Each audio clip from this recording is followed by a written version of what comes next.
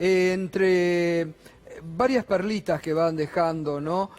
Hoy, fíjese, el sábado, la gran ausente de la plaza fue la vicepresidenta Gabriela Michetti, que en los últimos actos prácticamente no estuvo. Incluso hay un momento en que se lo ve al presidente Mauricio Macri abandonar la Casa de Gobierno y va hablando con la... hasta ahí. Le pregunta a María Eugenia Vidal y dice Macri, siempre me hace lo mismo, siempre se queja que nunca la invitamos, agarra la cabeza, hablando mal de Gabriela Michetti, de su vicepresidenta, Mauricio Macri, cuando abandonaba, ahí se queja, siempre me hace lo mismo, siempre dice que no la invitamos. Bueno, y la suplantó en todo este tiempo, la verdad que los que eran respetuosos de la institucionalidad, por Pichetto, que no tiene ningún rol en el gobierno, sin embargo, ahí estaba. En el Senado hoy se dio una situación que habla ya cómo se van. Le pretendían organizar una fiestita sorpresa de despedida al senador Pinedo y a la vicepresidenta Gabriela Michetti. Empezaron a hacer circular mail a todos los despachos de todos los senadores, que tal fecha se iba a hacer, Hoy la tuvieron que suspender, nadie se anotó para la despedida a Pinedo y a Gabriela Michetti. Nadie se anotó. Bien, no sé si tenemos también el tuit recién del ex secretario de Salud, Hernán, que, bueno, hicieron el traspaso en un bar, lo que habla de la desazón de un Ministerio de Salud que no existía. Dice Adolfo Rubinstein, ex ministro renunciado, hoy estuve reunido con Ginés García, quien a partir de mañana será el nuevo ministro en el Ministerio de Salud de la Nación. Estoy realmente muy contento de pasarle la posta a Ginés, un gran sanitarista, quien fue y seguramente será otra vez un gran ministro de Salud. Claro, hicieron la reunión en un bar, porque ya no es ministro, creo que ni pusieron ministro de Salud, era secretario de Salud, no era ni ministro, era secretario de Salud, renunciado hace 10 días, no le pusieron obviamente ningún reemplazante y hoy se encontró en un bar con Ginés González García. Así le dieron la importancia a la salud en el gobierno de Mauricio Macri. Bien, antes de ir al debate, también novedades en la justicia. Juan, vamos, porque habló el ex procurador Balbín. Atención con este dato. Balbín fue procurador de este gobierno. A Balbín lo echó Mauricio Macri. A Balbín lo echó Mauricio Macri porque presentó un informe que se oponía a la condonación de la deuda del Correo. Es un hombre que sabe mucho y que va a ser muy citado por la justicia. Totalmente. Ya empezó, ¿no? Así es, ya empezó. Nosotros, ¿te acordás, Gato, que venimos repasando desde hace mucho tiempo ya el acuerdo entre el Estado Nacional y Autopistas del Sol? Y dijimos, no entendemos cómo es que el gobierno argentino perdió, le regaló, le entregó 500 millones de dólares a una firma que supo ser socia de la familia de Mauricio Macri, sí, socia de Sideco, si todavía no había ningún fallo judicial. Es decir, presentó una denuncia por 1.200 millones, fue al Tribunal Internacional del CIADI y dijo, yo quiero mis 1.200 millones. ¿Qué pasó? El Estado se opuso a través de Carlos Balbín, Balbín renuncia y le termina entregando 500 millones de dólares. La justicia actualmente se encuentra investigando esto y lo citó la semana pasada a declarar al ex procurador del Tesoro, insospechado de kirchnerista, de querer entorpecer o arruinarle la carrera política a Macri, ¿no? Que actualmente es juez, ¿no? Es juez en una cámara de lo contencioso administrativo, por eso declaró por escrito. La semana pasada nosotros dijimos, atención con la declaración de este señor que fue funcionario de Mauricio Macri y que da la impresión que fue apartado de su cargo porque no cumplía los requisitos para ser funcionario de Macri, que es básicamente mirar para otro lado cuando se dan negocios a favor de algunos funcionarios y de la familia de algunos funcionarios. Vamos a ver qué es lo que dijo Balbín ante la justicia y por qué. Nosotros el viernes a última hora decíamos, ojo, porque esto complica y salpica todo el gobierno, prácticamente desde el presidente hasta el ministro de Transporte y pasando por el ex ministro de Hacienda Nicolás Dujovne. ¿Qué declaró Balbín? Bueno, en 2017, como decíamos, había rechazado una demanda de Autopista del Sol por 1.200 millones de dólares. ¿Por qué importa esto? Porque Balbín se sentó y dijo, sí, señores, yo defendí al Estado en el juicio que había iniciado Abertis, controlante de Autopista del Sol, ante el CIADI. Y dijo, yo dije que había incompetencia, que primero había que solucionar la cuestión de fondo, que había presentado lo que se dice comúnmente como una solicitud de bifurcación. ¿Por qué? Porque Abertis Autopistas del Sol no había agotado la instancia local, es decir, no contaba con un fallo judicial contrario en Argentina, con lo cual lo habilitaba a ir hacia un tribunal internacional. Pero dice, atención, porque más allá de la incompetencia, yo en mi dictamen, que lo mostramos acá en minuto 1, también me refería a la cuestión de fondo. Y dije que si aún correspondía la competencia del CIADI, no correspondía a la demanda. ¿Por qué? Porque había prescripto. Claro. Le dice, me estás reclamando algo que va del 2003. Esto es grave, esto es gravísimo lo que dice Balbín, porque ahí está hablando que realmente regalaron a una gran causa de corrupción la guita. Y que no era una cuestión solo de la demanda local, no es que si venía en Argentina ganaba Autopista del Sol, no, le dice, más allá de la incompetencia, ¿querés decir que corresponde en el CIADI? Bueno, vamos a la cuestión de fondo. La causa prescribió, no correspondía a la demanda de Autopista del Sol. Y seguimos.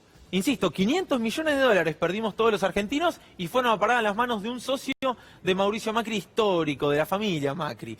Mencionó, atención con esto, a una exfuncionaria también de la Procuración, Silvina González Napolitano.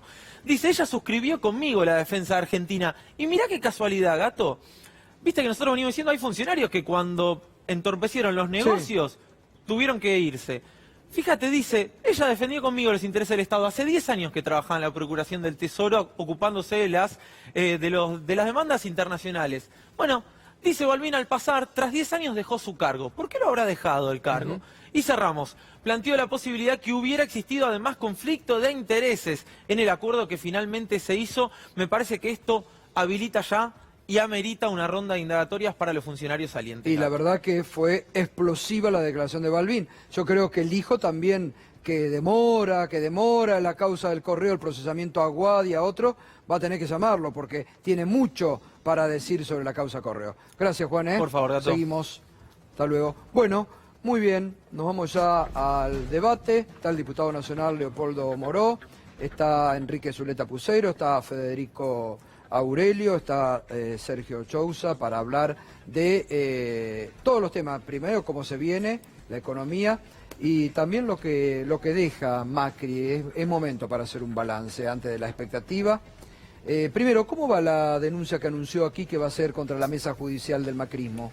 La está llevando adelante desde el punto de vista estrictamente jurídico el diputado Tailade. Yo calculo que la semana que viene vamos a estar en condiciones de ya presentarla.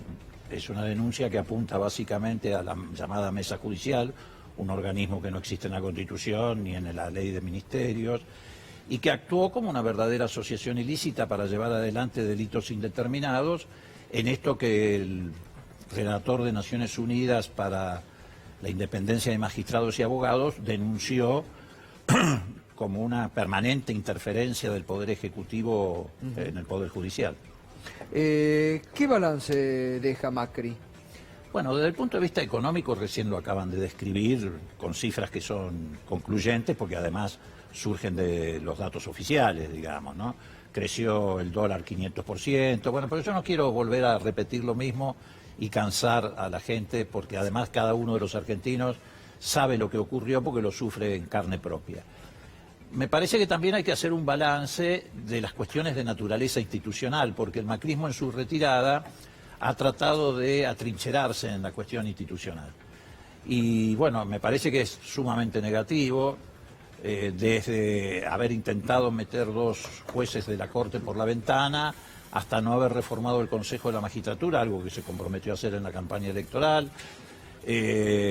Un presidente que si alguien lo denostaba en un Twitter terminaba preso, incluso ni siquiera el presidente, la propia ministra de Seguridad metía preso gente o le iniciaba procesos judiciales por ser agraviada en Twitter. Obviamente nadie comparte el agravio, lo que digo es que eso no les permite decir que en la Argentina se vivió una plena libertad. Hubo gobiernos anteriores donde ni siquiera un ministro, la presidenta, fue insultada de cualquier manera, en las redes sociales ni hablar, también en los medios de comunicación, y sin embargo nunca terminó nadie preso porque insultara a la expresidenta. Y además, bueno, todo esto que acabamos de ver, ¿no? Todo el caso de Alessio, la participación de los espías, la tarea de persecución política que abarcó también incluso jueces, fiscales. Es todo un tema que hay que volver a reordenar en la Argentina. Ahora, hay un balance que es positivo, pero no surge del presidente, ni de la fuerza política que encarnó, que es que la Argentina procesó de manera muy inteligente y democrática el conflicto social desatado por las políticas neoliberales. Imagínate vos si todas estas cifras las trasladás a cualquier otro país de América Latina. Hubiera volado, como de hecho está ocurriendo, en 1000 pedazos contra estas políticas neoliberales que eran insoportables. Son insoportables la de los países vecinos y la nuestra también. Pero en Argentina la cosa se fue dando por otro lado, y yo creo que el gran mérito fue que a medida que avanzaba la destrucción del modelo neoliberal, en paralelo avanzaba la construcción política de Cristina Kirchner para ir dándole contención a la sociedad y desembocar en una alternativa política. Esto no lo vio ningún analista de los medios de comunicación, que hace años que no aciertan ni una, los columnistas, etcétera. Te decían, Cristina Kirchner está muerta, es una muerta política, no resucita más, etcétera, etcétera, etcétera. No solamente no ocurrió lo que ellos adelantaban, sino que además terminó llevando adelante una construcción política que fue fundamental en la contención y en el procesamiento político de la crisis. Entonces hoy la sociedad desemboca en una alternativa en el campo de la democracia, sin mayores conflictos ni tensiones, por afuera totalmente del ámbito de la violencia, a pesar de que había violencia institucional, a pesar de Clarín, que está todo el tiempo tirando nafta en el conflicto, porque no tiene nada en juego que no sean sus intereses o la representación que siempre ejerció de la embajada norteamericana. Pero fuera de esos sectores, en general el proceso político de la Argentina se amalgamó y se articuló alrededor de esto que era la construcción política, que desemboca en una competencia electoral donde nítidamente hay un sector que gana la elección y no hay cuestionamiento de ninguna naturaleza. Imagínate vos si hubiera habido una elección, menos mal que se ganó con nitidez, una elección parecida en el resultado a la de Uruguay. Sí. Se hubiera puesto un poco pesado y picante la situación.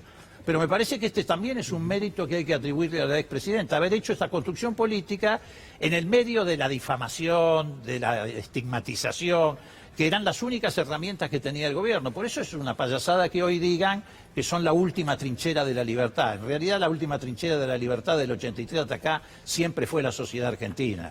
Porque la sociedad argentina selló un pacto democrático que duró a pesar de quienes intentaron en esta etapa quebrar el pacto democrático. Qué paradójico esto del macrismo, que ellos son los dueños o los que son los como el controlador de la democracia en la Argentina, cuando son los que más han atacado las instituciones, cuanto más han perseguido, han encarcelado a gente a troche y mochi, bueno, realmente. Bueno, los dueños de este canal terminaron presos. Sí, sí. Yo no recuerdo dueños de ningún canal de televisión en la época de Cristina que hayan terminado presos. Pero además, ¿sabes qué? Es un discurso que atrasa. Por eso cada día se van quedando más acotados a un electorado del pasado, incluso desde el punto de vista del segmento generacional. ¿Por qué? Porque ellos hacen el discurso del antiperonismo posterior al 55. Claro. Nosotros somos la defensa de la libertad. Bueno, el sábado se vio en la plaza esto, ¿no? Generacional y odio. El macrismo ha saltado lo que pasó en la Argentina del 83 en adelante. Y entonces por eso concita una gran adhesión de personas mayores, de 70 para arriba, que van a las plazas y con cara de odio gritan: no queremos volver al kirchnerismo, la libertad. La libertad en la Argentina está garantizada desde el 83 en adelante. Lo que pasa es que el macrismo, que no sintió nunca compromiso con esa etapa, la ignora y entonces hace un discurso que va hacia atrás. Bueno, y no quiero agregar que además ayer le ganamos en Boca porque eso ya es demasiado. ¿Participaste también ayer en Boca o yo solamente soy socio, como socio? Así que se te ve la alegría en la cara. Sí, sí. Enrique, ¿deja algo positivo el macrismo o será pasado a la historia como algo realmente lamentable en estos 4 años? Es un momento casi vertiginoso, el saldo es muy difícil de establecerlo, creo que va a ser mucho peor de lo que nos pensamos, claro, porque los balances están por hacerse y no se deben reducir a lo económico. En lo económico no hay ninguna posibilidad de reconocer nada. El tema yo creo que es más profundo y va bien lo que planteó Moró, es decir, y se instaló en esta etapa, no creo que sea responsabilidad exclusiva del macrismo, aunque el macrismo lo soliviantó y lo empujó y lo motorizó. Una manera de ver la política como ejercicio de crispación permanente, de confrontación, de construcción del enemigo. Hay una vieja tradición ya del siglo XX, Carl Schmitt, los totalitarismos, de la idea de que se hace política definiéndose contra algo. La verdad que en el 83, cuando se reconstruyó la democracia, precisamente se partió de la base de un principio totalmente distinto, que es el reconocimiento plural de los demás, la construcción republicana de un Estado social de derecho. Todo eso creo que quedó fuera y a mí me parece que el daño que se ha hecho, no desde el gobierno, también desde ciertos sectores de la opinión independiente, vamos a ponerle entre comillas, del mundo empresario, incluso hasta de la iglesia en algunos momentos, el mundo sindical, una especie de instinto antiinstitucional, afirmar la propia identidad contra la identidad de los demás. Y creo que esta crispación está pendiente y nos deja un sistema de partidos polarizado, dos grandes fuerzas donde adentro hay problemas muy serios de identidad. ¿Cómo sería hoy un acuerdo económico-social? ¿Cuál de los 8 peronismos, de los 5 radicalismos, de los 4 o 5 o 6 movimientos sindicales o empresarios? Discúlpame, ¿Cómo se hace? ¿Cómo sería una Moncloa? Lo que vos decías antes respecto del discurso, es muy interesante cuando uno se sitúa un poco afuera y es ver que hay como un discurso perverso, porque por un lado dice concordia, no más grieta, y por el otro lado ataca, ataca, ataca. Pero absolutamente, es un discurso absolutamente, yo diría, abstracto. Bueno, la plaza del sábado fue una plaza de furia. No hay ninguna posibilidad de controlar las cosas que pasan a partir de lo que dice. Parece que el tema de la fake news y el de la mentira política, que está en el mundo, insisto, yo creo que cometemos un error si nos miramos el ombligo y creemos que esto nos pasa solo a nosotros. Porque si hacemos eso, no lo vamos a dar cuenta cuando un gobierno, por más que haga cosas importantes, el gobierno que viene, se encuentre con los límites objetivos de una cultura política que le exige a la política cosas que la política no puede dar. Total. Federico, buenas noches, ¿cómo estás? ¿Qué tal, Gustavo? Y no voy a hacer alusiones a términos futbolísticos con Federico, que Bueno, te va a pasar no una me pude factura. contener. Hoy también, ¿eh? Hoy 9 justo, no es el mejor día para ustedes, Leopoldo. Pero bueno, Federico, vos que has seguido mucho tema de los números con mucha seriedad, ¿cómo se va Macri como gestión de gobierno y él personalmente referido a su imagen positiva o negativa? Bueno, la valoración de la gestión del gobierno tiene 60% de valoración negativa. ¿Negativa? Sí, 35% positiva, bastante parecida su imagen personal. Las variables de valoración más negativas es lo económico. 80% de los argentinos considera que la situación económica del país es negativa. Por cada argentino que dice que está mejor personalmente durante los 4 años de Macri, hay 8 que dicen que están peor, con lo cual la valoración es sumamente negativa. Se modifica a partir del resultado electoral por primera vez, hay que remontarse al inicio de la gestión Macri, hay expectativas positivas sobre lo que se viene. Sobre lo que se viene. Exactamente, sobre lo que se viene económicamente. Pero también es importante saber que, y coincidiendo con lo que decía recién Enrique, este no es el final de la valoración de la gestión Macri. Hay que ver el inicio de la próxima gestión en los próximos meses, cuando se vea la dureza de la situación, no solamente económica, sino social, institucional y demás, puede llegar a tener una caída adicional. Recordemos Además, que no se ha hecho una transición, digamos, ordenada. No se sabe qué hay ¿Qué en es el eso? ministerio. Claro, En las ningún cuentas. En Sí. ningún ministerio. Lo más que ha habido es cuentas. esa imagen del bar Sí. de 2 ministros porque son amigos. Y hoy la Cunza que se encontró con Guzmán, ¿no? Instagram, Una foto. pero no ha habido ningún Sí, acto nada. útil de No. equipos que se Bueno, No, y este cuando fin de semana el empiecen gobierno- las causas judiciales también que Bueno, tiene. por eso digo, y recordando lo que fue el final de la gestión Cristina Kirchner y el primer año, el peor momento de valoración de Cristina Kirchner no fue a finales del 2015, sino que fue en el 2016, cuando recibió toda la andanada de denuncias judiciales. Cristina se retiró por con parte del imagen gobierno. positiva más alta que Macri. Sí, ¿no? sí, claramente. Ella se retiró con una imagen equilibrada. Equilibrada. Recién se deterioró, empezó a tener algo más de negativa que de positiva en el 2016. Con la En el- persecución judicial. Exactamente, con todo el tema de Sí. de las causas de corrupción Sí, sí. que hubo y demás. Bueno, respecto a lo que decíamos recién, hizo el gobierno este fin de semana una difusión de algunos horarias, de algunas cuestiones que dejaba su gestión y demás, pero por supuesto que es extemporáneo y hoy... Ahora, pierde eso no, credibilidad. les pregunto, sumate Leopoldo también si querés, no es, porque acá es muy interesante, por eso yo le preguntaba, el otro día estuvo Guaime con números similares a los tuyos. vos dijiste 80% No, son valoración todos iguales, negativa, sí. 90% valoración negativa, decía Hugo Aime, de la economía, según Argentina, la economía de Macri. Ahora, Macri sigue contando Macrilandia. Ningún dato de la realidad Macri lo asume. No hablaron de la pobreza en estos días. ¿Eso no es contraproducente No, pero para la perdóname, gente? hay una cosa adicional que es interesante analizar, ¿no? Yo no me quiero sumar desde el punto de vista sociológico, que no tengo los elementos ni las herramientas. Pero vos fijate que si hay un 80% de la sociedad que rechaza las políticas económicas del macrismo, en ese 80%, sin lugar a duda, hay infinidad de gente que forma parte del 40% que lo votó. ¿Y esto qué te está diciendo? Que hay un 40%, mejor dicho, no sé si un 40%, hay un porcentaje muy alto del 40% que tiene expectativas de que Fernández mejore la situación. Y ahí es donde se le puede complicar a Macri y puede caer aún más. Si efectivamente el nuevo gobierno toma decisiones que cambian el rumbo... Esto es un dato fundamental, porque el otro día esto lo dijo Aime. De ese 80%, sí, claro, hay muchos macristas que valoran negativamente la gestión de Macri. Es que del 40% que votó a Macri, no votó por Macri. La mitad de ese 40%, cuando uno le preguntaba, decía que era porque no quería que volviera el peronismo o el kirchnerismo. En Es contra decir, que de... el núcleo duro de apoyo de Macri es prácticamente la mitad de ese 40%, que estamos hablando del 20%. Sigue siendo el 28% hace mucho tiempo eso. No creo que haya variado. Varía según los momentos, pero no... Es un núcleo duro muy reducido. Muy reducido, que es menor que el caudal electoral que recibió en la elección de octubre. Claramente.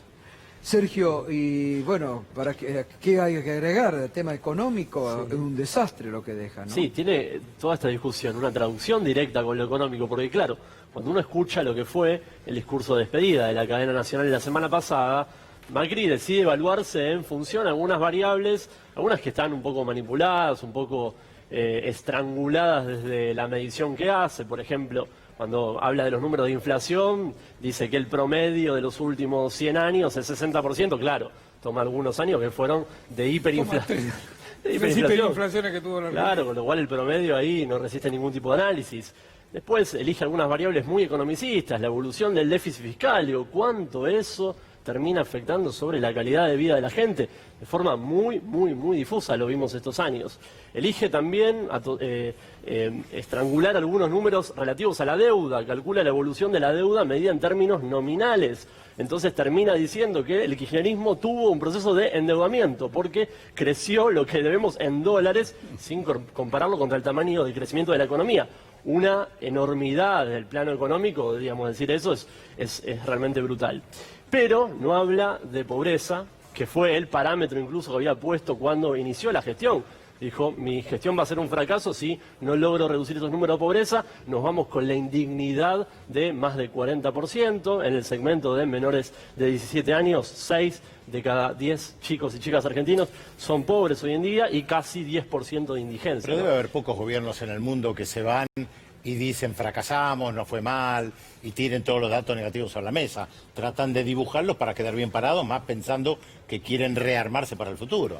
Sí, desde ya. Ahora, bueno, también me parece que esto va a formar parte de la discusión retórica, ¿no? La discusión de ideas de cara a lo que se viene en los próximos años, de resignificar también, bueno, empiezan a haber algunos brotes económicos positivos. ¿Es producto de que esta administración sentó los cimientos necesarios como para crecer, o es producto de que hubo un cambio real del paradigma económico? Y esto va a estar en disputa, y me parece que, digamos, no está del todo Es decir, resuelto. el discurso del otro día fue querer apropiarse de lo que pueda pasar de bueno en la economía ahora. Sí, desde ya. Y ahí me parece que tenemos que mirar las principales medidas iniciales de la nueva administración, donde en materia monetaria, por ejemplo, es uno de los principales pilares que se van a ir desmantelando, se van a ir cambiando, poniendo patas para arriba. A ver, hoy tenemos una tasa de interés exorbitante, ya lo sabemos, bueno, tenés que desarmar eso en el primer instante. Ahora vamos a ir a eso. Igual Ahora, el fracaso del macrismo fue edificar o construir una alternativa contra lo que había recibido. Claro. Eso fracasó. Bueno, Eso no está. Sí, pero tampoco yo va a ahí quiero funcionar hacer ahora. Una pequeña observación a lo que dice Enrique. Yo creo que no es el fracaso del macrismo. En todo caso puede ser el fracaso del macrismo en términos políticos. Pero en términos económicos, el fracaso del neoliberalismo o del neocapitalismo, habría que discutir en qué escenario estamos. Digo esto ¿por qué? Porque me da la impresión de que los grupos dominantes en Argentina van a intentar entre otras cosas, obstruir el desarrollo de las políticas económicas que lleve adelante Fernández, porque no van a querer la comparación entre lo que ha sido un estrepitoso fracaso de la receta económica, no solamente de Macri, sino de la receta económica, contra lo que puede volver a ser una expectativa de crecimiento, de desarrollo con inclusión, que probablemente no alcance en el primer año ni en el segundo una gran contención, pero que sí va a avanzar por esa línea. No decir que fracasó Macri, sino que lo que fracasó fue el modelo. El modelo, claramente, como fracasó en Colombia, como fracasó en Chile, como está fracasando en todos lados, con la diferencia de que aquí, reitero, hubo una expresión política democrática. De hecho, también en alguna medida pasó en Brasil. En Brasil, además de la persecución política, etcétera, también el gobierno de Dilma en el último tramo es como que había ido transitando por ese camino de recetas neoliberales. Ahora, yo acá yo decía este fin de semana que saludo el esfuerzo que hacen muchos periodistas en sostener que Macri va a encabezar la oposición, porque la verdad que no le veo uñas para guitarrero. Hoy el propio Macri se despidió en la Casa de Gobierno, dijo que se va a descansar, y dijo él, yo voy a tratar de coordinar, no voy a liderar la oposición. Ya se puso afuera de liderar la oposición, Macri. Porque el rechazo fue muy grande, casi todas las ideas que había dando vuelta no pasaban por reconstruir a Macri. En realidad, el hiperpresidencialismo que tenemos, que ese es el problema, uno de los mayores defectos es que cuando el presidente se va, pasa a ser el jefe de la oposición. Eso ha impedido que los partidos políticos se refresquen. Ahora, ¿no está detonado el PRO? ¿No está cada uno por su lado? El modelo norteamericano, ¿cuál era? El presidente se va siempre, se lo explicó claro. Washington a su sociedad y se respetó siempre, salvo el caso de Roosevelt durante la guerra, que fue una cosa muy distinta, una excepción. En general, ¿no es cierto? El presidencialismo no tolera la presencia de un sistema de oposición que al día siguiente, de una manera, yo diría casi resentida, se convierte en una sombra del que gobierna. Así han sido casi todos los casos los presidencialismos latinoamericanos y no han terminado bien. Es una mala receta. Me parece que eso le va a impedir incluso a la fuerza política de Cambiemos una renovación. Yo coincido con vos, porque todos los expresidentes que quisieron volver, ninguno pudo. El único caso es Cristina, que vuelve al poder. No, en el caso de Chile, Piñera. No, Piñera que Argentina, hablo de Argentina. Hablo de Argentina. Respecto a lo que decía Pedro, ¿no? Antes decía, bueno, pero es lógico que los gobiernos cuando se van intenten mostrar su mejor faceta, su mejor imagen. El problema es el gap que hay entre la realidad y las promesas de lo que se iba a hacer. Es decir, que siempre van a intentar generar su mejor imagen, está bien, pero se había prometido pobreza cero y hay 40% de pobreza. Se había prometido que la inflación se resolvía de taquito, se va con 60% de inflación. Es que no cumplió ninguna, Federico. Pero no es solamente el incumplimiento, sino el agravamiento de las principales variables del país. Pero dejamos las bases, como dice Fernando. Dejamos las buenas bases. Yo no lo digo, lo dice el presidente. Claro, para que el gobierno que viene, en realidad, cuando muestra algo positivo, salga la oposición, la nueva oposición, a decir, en realidad se lo dejamos nosotros. Ahora hay algo de verdad en lo que dice Gustavo. Y ese me parece que fue el gran efecto sorpresa. Cristina apostó a un esquema diferente al que plantea Enrique. Claro. No apostó a confrontar ella. Apostó a generar una cosa distinta. En 2016 Cristina no estuvo en el mapa incluso político. distinta desde el punto de vista generacional. No se detuvo en el tiempo. Vos fíjate, bueno, el caso más visible es el de Kicillof. Digamos, más allá de que pasó por el Ministerio de Economía, Kicillof no es un hombre del establishment político tradicional, ni siquiera de los últimos años. Es un ministro de Economía que realizó una tarea relativamente exitosa y que se vuelca al campo de la política. Me parece que ahí está la clave de la cuestión. ¿Por qué? Porque creo que Cristina no apostó a una clase anquilosada, sino a una nueva generación. Pero tampoco intentó ser presidenta, Bueno, salvo por la eso. construcción de los medios. La idea de ella queriendo ser presidenta a toda costa y que después no pudo y convocó a otro, es una idea absolutamente absurda, es no conocer lo que tenía en la cabeza. Cristina. Exactamente. Es una cosa que supera ese tema. En abril del 2016, cuando frente a Comodoro Pi habla de unidad ciudadana y de ampliar los sectores, ahí se empieza con otro modelo diferente. Por eso yo creo que el problema es cuando alguien pasa al frente, todos los demás quedan pospuestos, las generaciones intermedias, hay mucha gente importante que ha emergido del mundo de Cambiemos, tanto en el radicalismo como en el propio PRO, porque toda esa gente quedaría cancelada hasta que Macri termine su ciclo vital o político. Es un disparate, eso ha pasado en muchos países. Bueno, pero por eso te digo, y las Enrique, vueltas de los presidentes, como fue Piñera o como fue Alan García pero en su Enrique, momento, por eso te digo, son hoy situaciones el PRO, casi... el PRO, Cambiemos, ya le empieza a cuestionar antes de irse el poder a Macri. Monzó, porque significa cancelar el proceso natural de Vidal, renovación, de Horacio Rodríguez autocrítica. Larreta, le van a salir a cuestionar todos. Vidal, Rodríguez Larreta, Monzó, el presidente del PRO, el presidente de los diputados, ¿cómo era? Mazot, todos les están saliendo a cuestionar a Macri, el poder. ¿No? Una de las causas... Eso fue uno de los factores que Cristina Kirchner no tuvo ese problema. Claro. Y no solamente procuró ampliar el espacio porque era muy débil, sino todo lo contrario. Era la primer minoría del kirchnerismo y buscó aún así ampliar el espacio. Y Cristina Kirchner no solamente tenía un poder electoral muy importante, sino que es de los líderes latinoamericanos la única que podía delegar poder electoral. Exacto. Porque cuando Lula lideraba las encuestas en Brasil con el 30 y pico % y después fue proscripto, su candidato inició la gestión con menos de la mitad que él en intención de voto, tuvo un gran crecimiento pero no le alcanzó. Cristina Kirchner rápidamente, en realidad en nuestras mediciones ya se veía muchos meses Eso lo marcaste antes, siempre vos, me acuerdo que siempre me contaba, la única que delega poder, que lo hizo en la provincia con Kicillof, y bueno, automáticamente con Alberto Fernández, y Alberto amplió. Cuando uno medía cualquiera de los candidatos del peronismo y le sumabas la frase con el acompañamiento de Cristina Fernández de Kirchner, tenía prácticamente el mismo caudal electoral que Cristina Kirchner. La virtud de Alberto Fernández, sin lugar a dudas, es haber podido encabezar esa operación. Articular. No cualquier líder podía convocar a Sergio Massa, o podía convocar al peronismo de Gioja, o podría convocar a sectores del kirchnerismo que no eran... movimientos sociales que se habían los ido. movimientos sociales. Me parece que Alberto, desde su no lugar, porque no era un primus inter pares, era alguien que tenía la preparación y, vamos a decir, la destreza para hacerlo, y no amenazaba a nadie. Nadie se podía sentir agredido o, vamos a decir, con el riesgo. Por eso habla mucho de lo que va a venir. Exacto. Él no tiene por qué elaborar un sistema de confrontación. Todo el mundo está buscando dónde está el otro palo. Sí, Los medios opositores es otra igual, lógica. Los medios opositores igual han insistido muchísimo disparate. en toda la parte negativa de él. Es, Bueno, como para mostrar tanto, esto. es como tantos disparates que se han hecho interpretativos. Sí, ya lo quieren hacer pelear con Pero ¿sabes qué Cristina. pasa? Claro. La dinámica es totalmente distinta. Pero eso no es Basta casual. conocer. El problema es que los que van a continuar en la oposición cerrada, hasta desestabilizadora, te diría yo, son los medios. Exacto, coincido. Son los medios. Cambiemos Los va a medios que enfrentar- protegieron a y este eso gobierno. y eso lo va a poner a Cambiemos en un dilema.